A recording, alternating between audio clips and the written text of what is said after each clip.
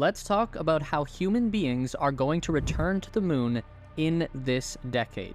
The Artemis program is spearheaded almost entirely by NASA, with a few partner space agencies and private companies helping out along the way, chief among them all being SpaceX, who are tasked with delivering the lunar Starship vehicle that will actually allow astronauts to touch down on the moon's surface for the first time in over 50 years. As with all things in the spaceflight industry, the Artemis program is in a constant state of flux. Timelines and flight plans are being revised and rewritten as different variables come into play. It can be a bit difficult to keep track of. So today we are focusing in on how SpaceX and NASA are going to return a human presence to the moon.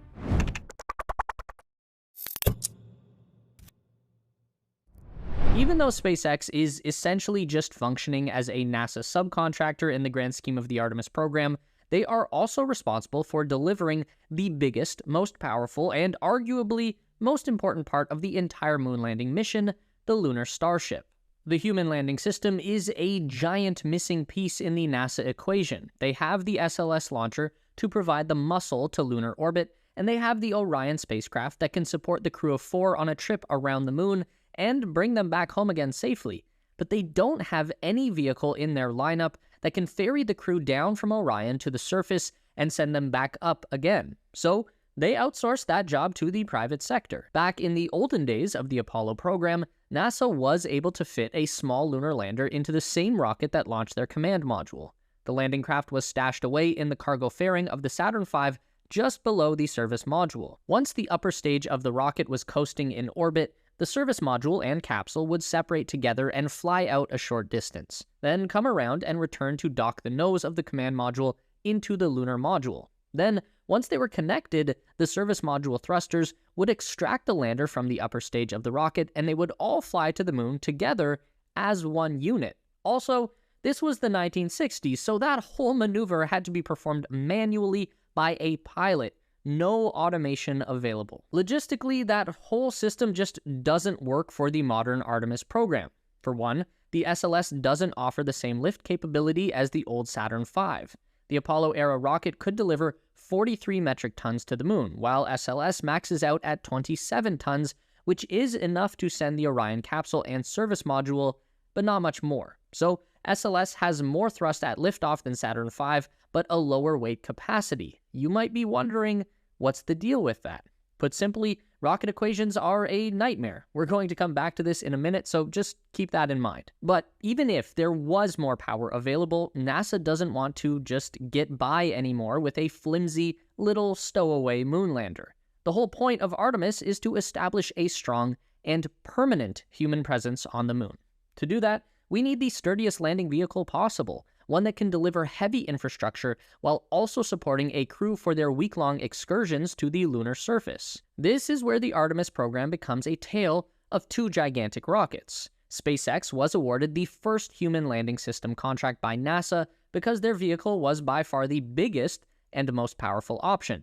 It may not have been the most practical, but at the same time, SpaceX had already been making good progress on launch hardware like the Raptor engine, and had a very solid track record of success with Falcon 9 and Falcon Heavy. So NASA took Elon Musk at his word that his people would get it figured out by 2025. And they've been doing a pretty good job at that so far. Starship flew for the first time in April 2023, and then it exploded, which was not ideal, but that's not the end of the world either. SpaceX can chalk that up as a learning experience, and will make an even better attempt sometime later this summer, maybe as early as June.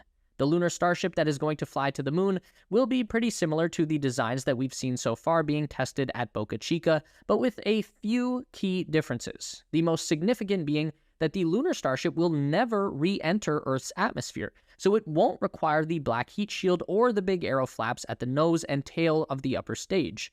Those won't serve any function on the moon. After shedding that excess weight, Starship will need a bunch of upgrades to function as a lunar lander, chief among those being a new set of landing legs. There won't be any chopstick-armed Mechazilla towers waiting on the moon. The spindly legs that we saw on the earlier Starship prototypes won't do either. The lunar Starship needs a wide, stable footprint to land on, something more similar to a Falcon 9 booster. And the ship will also require landing thrusters as well. We've seen these in a few renderings mounted on the side of the vehicle. These are going to be necessary to steer the ship on its descent to the lunar surface. Starships designed to land on Earth and Mars use aeroflaps to steer, but there's no air on the moon, so that doesn't work. The moon doesn't have very much gravity either, so it's also very likely that the Raptor engines are just too powerful for landing on the moon or even launching from the surface, not unless we want to add another crater to the moon's complexion. SpaceX will also need to devise an elevator system for their lunar Starship. Since the lower two-thirds of the 50-meter-tall ship are taken up by fuel tanks, the crew are going to need some help to travel the 30-odd meters that separate them from the ground.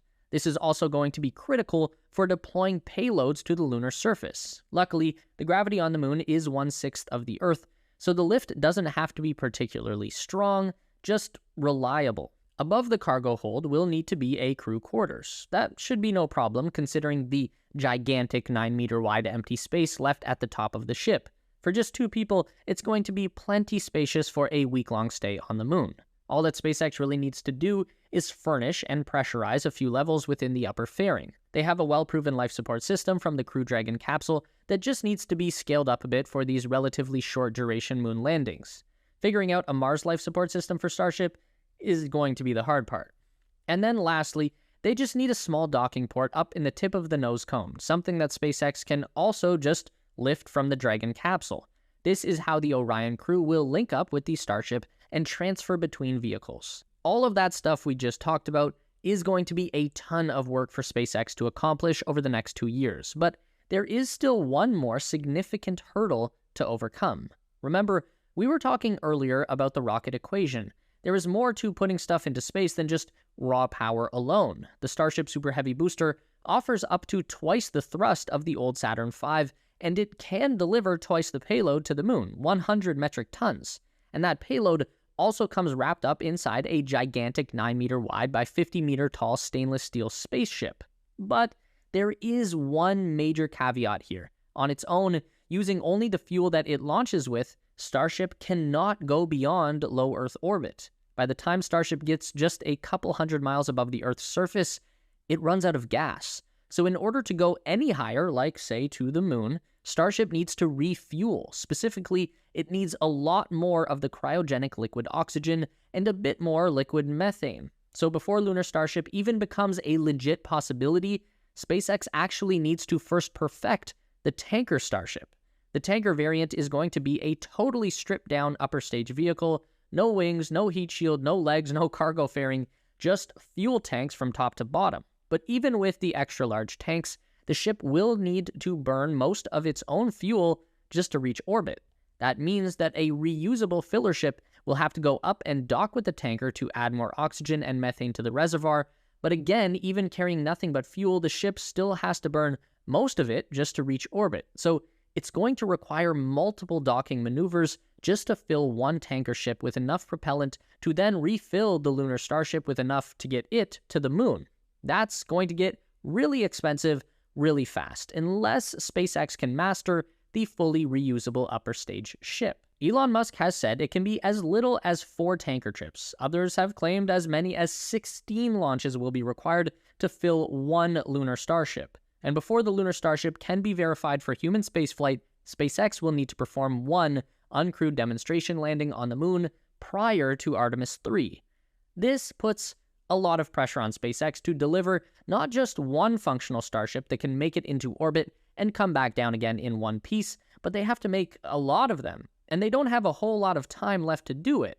Meanwhile, over at NASA, they have already flown one uncrewed Artemis mission with the SLS and Orion to verify the flight hardware, and thanks to the overwhelming success in 2022, NASA is clear for the first crewed Artemis launch in 2024 that will feature a round trip with 4 astronauts in the Orion spacecraft. They'll circle the moon and then return home for a splashdown. Fuel the content you love with the Tesla Space and Space Race store. The store will be live on Sunday, May 28th, but here's how you can get exclusive early access and discount codes. All you've got to do is visit shop.theteslaspace.com or click the link in the description and sign up with your email. On Saturday, May 27th, you'll receive an email with your one-time discount code and a password to access the site before everyone else. So don't miss out. Head over to shop.theteslaspace.com now to reserve your spot. The SLS may have had its own share of difficulties in the development stage, and it's pretty easy to argue that the rocket is way too expensive at around $4 billion per launch, and fragile and cumbersome and wasteful, but now that the design has been proven, NASA already has flight hardware ready to go for Artemis 2 and Artemis 3. The core fuel tanks are already under construction, while the main engines and side boosters are mostly just old space shuttle leftovers that are already good to go. So while it is really fun and exciting to watch Starship test flights and explosions, we're also literally looking at the future of human exploration into outer space hanging in the balance, and that adds a lot of extra weight to everything that is unfolding right now with SpaceX at Boca Chica. These are exciting times. If you're interested in following along more closely with new developments in the spaceflight industry, you should hop over and subscribe to our second channel, The Space Race. We just cracked 100,000 subscribers, and we are working on some really interesting new content for that channel that we are really proud of. So check it out, link down below in the description. Don't forget to give this video a thumbs up today if you liked it. That is so important for getting our content out to more people. If you enjoy the content, then you'd probably also enjoy our weekly newsletter, so sign up with the link down below at theteslaspace.com. A huge thank you to all of our Patreon supporters who are listed on the screen now. You help us make the best content we can, and we really appreciate it. Thanks for watching, and we'll see you in the next one.